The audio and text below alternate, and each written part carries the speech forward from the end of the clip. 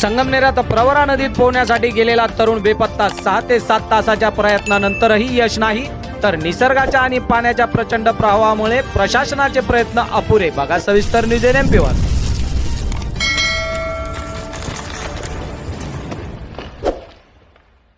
नमस्कार, जय हिंद, जय भारत, जय संविधान। News NMP मध्ये आपले सर्वांचे पुन्हा एकदा स्वागत। तर मंडळी, आज आपण बातमी पाहणार आहोत ती संगमनेर शहरातून, आणि बातमी आहे ती संगमनेर शहरातून वाहणाऱ्या प्रवरा नदी पात्रात पोहण्यासाठी गेलेला कृषिकेश नवनाथ गडाख हा तरुण पोहण्यासाठी गेला असता पाण्याचा प्रवाह वाढल्याने बेपत्ता झाल्याची दुर्दैवी घटना आज दुपारी 1 वाजेच्या दरम्यान घडली आहे।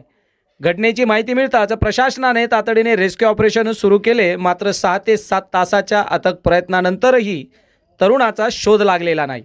सध्या भंडारदरा धरणातून प्रवरा नदी पात्रात सुमारे 3000 क्युसेसने पाणी सोडण्यात आले आहे, त्यामुळे नदीचा प्रवाह अत्यंत वेगाने आहे। संगमनेर नगर परिषदेच्या आपत्कालीन दलाने गंगामाई घाट ते हनुमान घाट दरम्यान शोध मोहीम राबवून कोपरा पिंजून काढला, मात्र पाण्याचा वाढता प्रवाह आणि रात्री पडलेला अंधार यामुळे शोध मोहिमेत प्रचंड अडथळे निर्माण झाले आहेत। घटनेचे गांभीर्य लक्षात घेऊन प्रशासनाने गंगामाई घाटावर रक्षक दलाचा तळ ठोकला असून गस्त वाढवल्याची माहिती मिळाली आहे।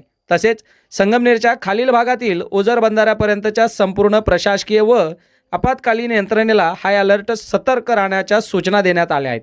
निसर्गाच्या आणि पाण्याच्या प्रचंड प्रवाहामुळे प्रशासनाचे प्रयत्न अपुरे पडत असल्याने बेपत्ता कृषिकेशचा शोधासाठी सध्या सर्वतोपरी प्रयत्न सुरू आहे।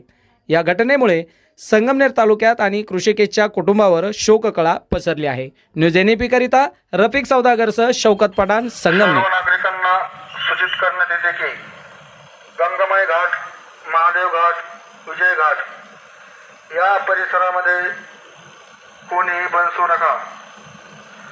पाण्याची पातळी केव्हाही वाढण्याची शक्यता आहे। धरणामधून नदी पात्रात पाणी सोडण्यात आलेले आहे, तर सर्व नागरिकांना विनंती आहे की नदी पात्रात कोणी बसू नका।